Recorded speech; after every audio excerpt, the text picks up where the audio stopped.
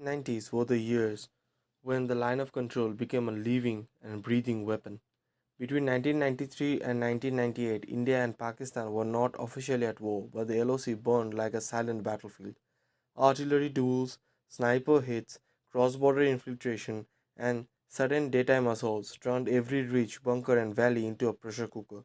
This is the story of the undeclared war that set stage for Kargil 1999. By 1993, Pakistan's proxy war strategy in Kashmir had changed. Instead of simply pushing infiltrators across the LoC, Pakistani forces began providing covering fire for infiltration routes, heavy mortar support from fortified posts, nighttime artillery to break Indian pickets. The Indian army responded with equal force. Every firefight became a message. Cross the line, you'll be hit harder. LoC violations skyrocketed from tens per year to hundreds. Unlike famous wars, these firefights had no formal declarations, no major offensive, no tank battles. They were constant, brutal, and unpredictable. On many nights, the only light across the mountains came from tracer rounds, illumination flares, and the orange flash of Bofor guns firing in retaliation. Every hilltop from Kupwara to Poonch lived under the shadow of sudden violence.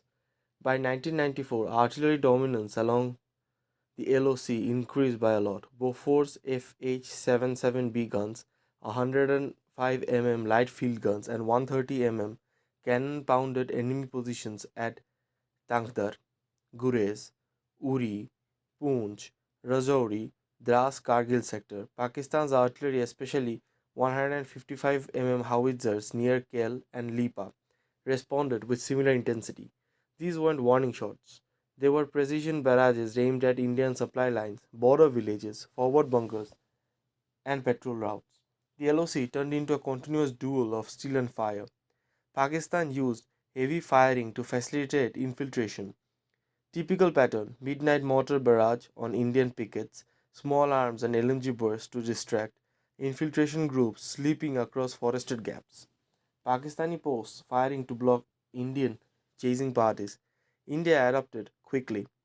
Counter ambushing trips, counter ambush teams, night vision patrols, aggressive domination patrols, infantry, artillery coordinated responses. By 1997, India's counter infiltration grid had tightened and firefights increased even more.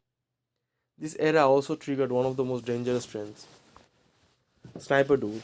High altitude sniping became common, especially in Machal, Keran, Poonch, and Kargil. Both sides used Dragunov SVD rifles, PSG 1 equivalents, modified high caliber rifles, and mountain stabilized bipods. A single sniper shot could trigger 2 hours of exchange across 3-4 kilometer valleys.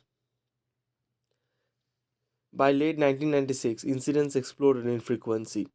Pakistan's deeper commitment to insurgency, Indian Army's aggressive fencing and patrols, high altitude summer deployments, rivalry post in Siachen, breakdown of diplomatic channels.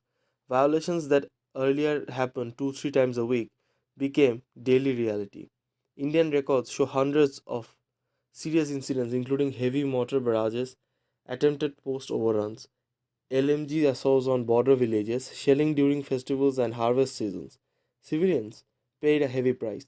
Home destroyed, schools shut, farms abandoned. By 1998, something darker was brewing. Indian Patrol began noticing unusual cartographic activity on the Pakistani side, frequent Pakistani forward movements, higher volume of artillery testing in Kargil sector, suspicious movement near winter vacated posts. These were early indicators of what became the Kargil War of 1999.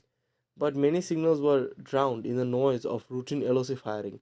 The line between normal violence and preparation for intrusion blurred. Between 1993 and 1998, thousands of soldiers and civilians were killed, injured, displaced, and permanently disabled.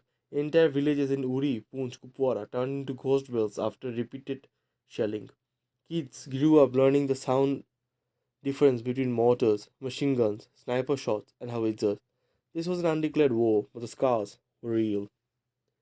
Despite 6 years of consistent conflict, India managed to hold on major posts, reduce infiltration success rates, increase intelligence gathering, harden LoC infrastructure, rehearse mountain defensive responses.